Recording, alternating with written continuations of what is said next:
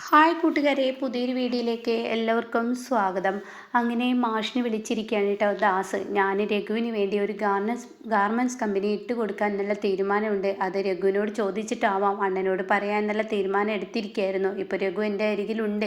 അവർ പഞ്ചരത്നത്തിലോട്ട് പോകാൻ ഒരുങ്ങുകയാണ്. അപ്പോൾ ഈ ഒരു സത്യം അവനോട് പറഞ്ഞപ്പോൾ അവനതിന് താല്പര്യമുണ്ടെന്ന് പറയുമ്പോൾ മാഷ് പറയണേ, എൻ്റെ മകനത് ആവശ്യമാണ്, അവനെ എങ്ങനെയെങ്കിലും പച്ച പിടിക്കട്ടെ, അത് കാണാൻ ഞാൻ വല്ലാതെ ആഗ്രഹിക്കുന്നു എന്ന് മാഷ് വെളിപ്പെടുത്തുന്നുണ്ട് കേട്ടോ. ഈ സമയം ദാസ് പറയണ ആ അണ്ണൻ്റെയും കൂടി സമ്മതമുണ്ടെങ്കിൽ തീർച്ചയായും ഞാൻ അവനെ സഹായിക്കാം എന്നുള്ള തീരുമാനത്തിലാണ്. എന്തായാലും രഘു ആത്മാർത്ഥമുള്ളവനാണ്, അവനെ എങ്ങനെയെങ്കിലും എന്തെങ്കിലുമൊക്കെ ചെയ്ത് രക്ഷപ്പെട്ടോട്ടെ. പക്ഷേ ഈശ്വരൻ അവനെ കൈയൊടിയുമ്പോൾ, അവൻ്റെ തകർച്ച വരുമ്പോൾ, അപ്പോഴാണ് അവൻ്റെ പ്രശ്നത്തിന് ഒരു ഇത് വരുന്നത്. അല്ലാതെ അവൻ പണിയെടുക്കാത്തവനെന്നല്ല, നല്ല സത്യങ്ങളൊക്കെ പറയുന്നിട്ടോ. അപ്പോൾ അണ്ണാ രഘുവിടെ ഉണ്ട്, അവന് കൊടുക്കണമെന്നൊക്കെ ചോദിക്കുമ്പോൾ അത് വേണ്ട, അവരവരുടെ കാര്യങ്ങളൊക്കെ പെട്ടെന്ന് നീക്കട്ടെ. എന്തായാലും അണ്ണൻ ഇപ്പോൾ പഞ്ചരത്നത്തിലോട്ട് പോകുന്നുണ്ടോ? ഇല്ല, ഞാൻ പോകുന്നില്ല എന്നും പറഞ്ഞിട്ട് ഫോൺ കട്ട് ചെയ്യുന്നു കേട്ടോ. ഈ സമയമാണെങ്കിലോ തൻ്റെ ഉള്ളിൽ ഒരു ടെൻഷനായി മാറുകയാണ്. ഇങ്ങനെ രഘു അമ്മാവനോട് ഞാൻ ഇന്നേ വരെ ഒരു കള്ളത്തരവും ചെയ്തിട്ടില്ല. അമ്മാവനോട് ആദ്യമായി താൻ കള്ളത്തരം ചെയ്യുമ്പോഴുള്ള ആ മനോവിഷമം ഉണ്ടല്ലോ, അത് പറയാൻ അറിയിക്കാൻ വയ്യ, അത്രയും ഒരു സങ്കടമുണ്ട് കേട്ടോ. അപ്പോൾ ദാസ് ചോദിക്കുക, എന്താ രഘു? അല്ല, ഞാൻ അമ്മാവനോട് ഇന്നേ വരെ ഒരു കള്ളത്തരം പറഞ്ഞിട്ടില്ല, അമ്മാവൻ പറഞ്ഞതിൻ്റെ എതിരാണ് ഞാനിപ്പോൾ ചെയ്യാൻ പോകുന്നത്. അതിൽ എന്തെങ്കിലും പ്രശ്നങ്ങൾ നാളെ ഇല്ല രഘു, ഇങ്ങനെയൊന്നും ചിന്തിക്കരുത്, സത്യസന്ധമാവാം. പക്ഷേ എപ്പോഴും സത്യസന്ധമായി ജീവിക്കാൻ തുടങ്ങിയാൽ അതൊക്കെ കുരുക്കിലാവുള്ളൂ എന്നുള്ള സത്യം രഘുവിനോട് ദാസ് വെളിപ്പെടുത്തുന്നുണ്ട് കേട്ടോ. എന്നാൽ ഈ സമയം അനുപമയോട് മാഷി പറയണേ, ഇപ്പോഴാണ് എൻ്റെ നെഞ്ചത്തെ ഒരു ഭാരം ഇറങ്ങി വീണത്. എൻ്റെ രഘു എന്ത് ചെയ്താലും രക്ഷപ്പെടില്ല എന്നൊരു തോന്നൽ എന്നിലുണ്ടായിരുന്നു. അവന് ദൈവം എല്ലാത്തിനും കൈവിടുന്നത് പോലെ. എന്നാൽ ഇനി ഇതെങ്കിലും അവന് ഈശ്വരൻ രക്ഷപ്പെടുത്തി കൊടുത്താൽ മതിയായിരുന്നു എന്ന് പറയുമ്പോൾ ശരിയാണ്. ഹംബ്ലി ചേച്ചിയുടെ സങ്കടത്തിന് ഒരു വിരാമമാവും. രഘുവേട്ടൻ ഈ ഒരു ഗാർമെൻറ്റ്സ് കമ്പനി നല്ല രീതിയിൽ നടത്താൻ എല്ലാ തടസ്സങ്ങളും മാറ്റി മുന്നോട്ട് നീങ്ങാൻ കഴിയട്ടെ എന്നും പറയുന്നുണ്ട് കേട്ടോ.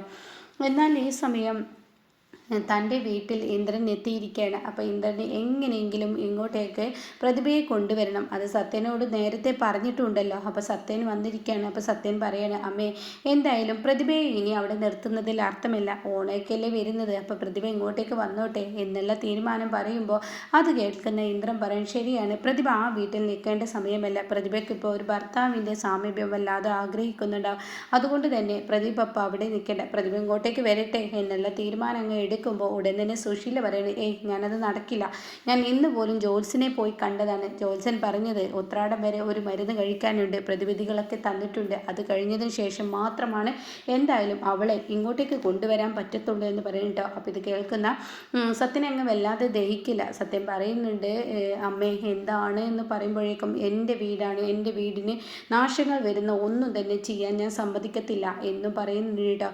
അങ്ങനെ ഈ വാക്കുകളൊക്കെ കേൾക്കുമ്പോൾ വല്ലാതെ അങ്ങ് ദേഷ്യം സത്യനെ പിടിച്ച്, താൻ വാക്കുകളില്ല ഇതിന് മറുപടി പറയാൻ നിന്നാൽ വീട്ടിലൊരു വഴക്കാവുമെന്ന് മനസ്സിലാക്കി സത്യൻ അകത്തോട്ട് കയറി പോവുക കേട്ടോ. എന്നാൽ ഈ സമയം ഇന്ദ്രനാണെങ്കിലും എന്താ അമ്മ ഇങ്ങനെ, സത്യൻ വല്ലാതെ ആഗ്രഹിക്കുന്നുണ്ട് അവൾ ഇവിടെ വേണമെന്ന്. അപ്പോൾ ഈ സമയം അമ്മ അതിനെതിരെ നിൽക്കുന്നത് എന്തിനാ? അമ്മ പ്രതിഭയെ എന്തായാലും പ്രതിവിധികളൊക്കെ ചെയ്ത് ഈ വീട്ടിലോട്ട് കയറ്റാൻ തീരുമാനിച്ചെങ്കിൽ ആ പ്രതിവിധി ഈ വീട്ടിൽ നിന്നിട്ട് ആയിക്കോട്ടെ. അത് കേട്ട ഉടനെ സുശീലയുടെ ഈ വീട്ടിൽ അവൾ എത്തിക്കഴിഞ്ഞാൽ, ആ കുഞ്ഞും അവളും വന്നു കഴിഞ്ഞാൽ തീർച്ചയായും ഈ വീടിന് ഇനിയും ദോഷങ്ങൾ വരും, അവളുടെ ദോഷമൊക്കെ മാറി അവൾ ആ വീട്ടിൽ നിന്ന് കൊണ്ടുവരികയാണ് ഏറ്റവും നല്ലതെന്ന് പറയുന്നു കേട്ടോ.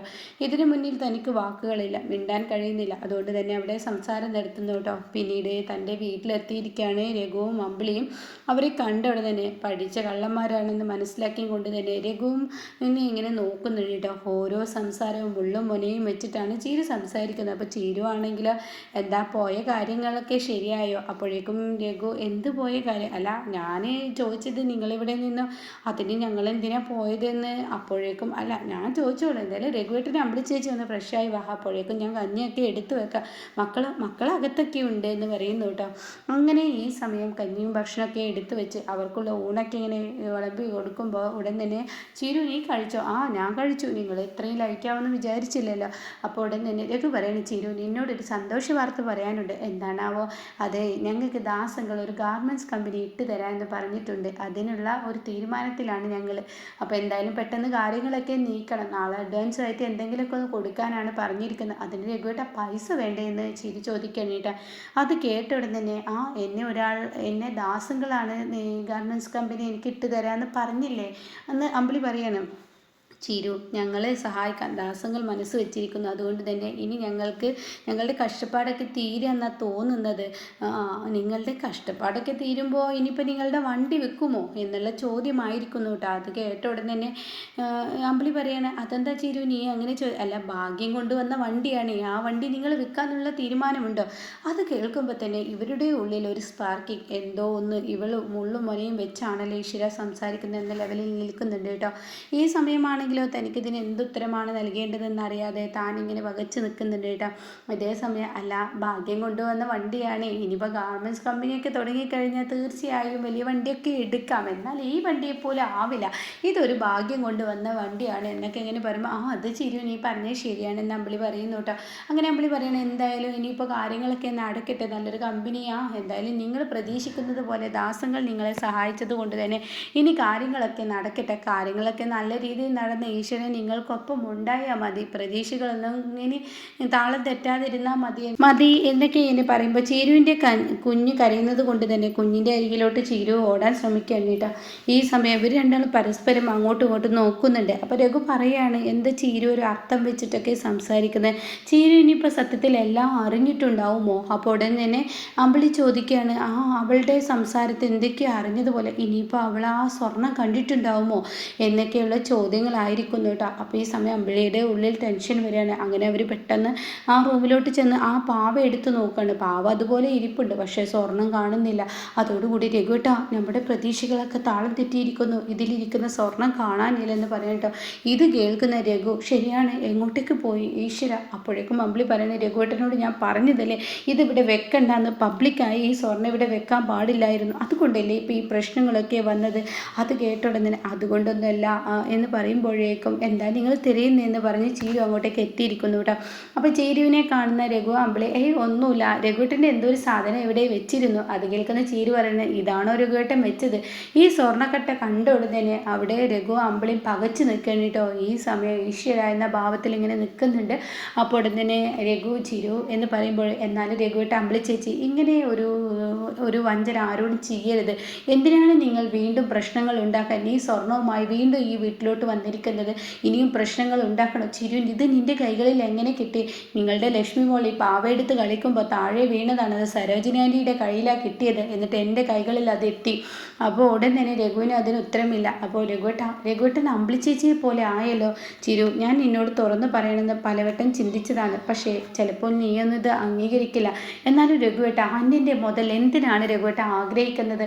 അത് പിന്നെ ചിരു, അതിൻ്റെ സാഹചര്യം നീയൊന്ന് മനസ്സിലാക്കുക. ഞങ്ങളിത് തിരികെ കൊടുക്കാൻ വേണ്ടി പോലീസ് സ്റ്റേഷനിൽ പോയപ്പോൾ ആദിൽ എന്ന് പറയുന്ന പയ്യൻ ആ സ്വർണം വേറെ എവിടെ കൊണ്ടുപോയി കളഞ്ഞു എന്ന് പറഞ്ഞപ്പോൾ അവർ പോലീസുകാരുടെ മുന്നിലോട്ട് പിന്നെ ഞങ്ങൾ ഇത് ഇട്ട് കൊടുത്താൽ എന്തായിരിക്കും ഉണ്ടാവുക? അതൊന്ന് ആലോചിച്ച് നോക്കൂ. അതിനുശേഷം പിന്നീട് ഞങ്ങൾ അവിടുന്ന് തിരികെ വരുമ്പോൾ ഈ സ്വർണ്ണക്കടത്തുകാരെ കണ്ട് അവരുടെ കൈകളിൽ കൊടുക്കാമെന്ന് കരുതി അവരുടെ മുന്നിലോട്ട് പോയപ്പോൾ അവർ ഞങ്ങളോട് മാപ്പ് പറയുകയാണ് ചെയ്തത്. രഘു, നിൻ്റെ കൈകളിൽ ആ സ്വർണ്ണമില്ലെന്ന് മനസ്സിലാക്കിയപ്പോൾ നിന്നെ ഉപദ്രവിച്ചതിൽ സോറി ഉണ്ട് എന്ന്.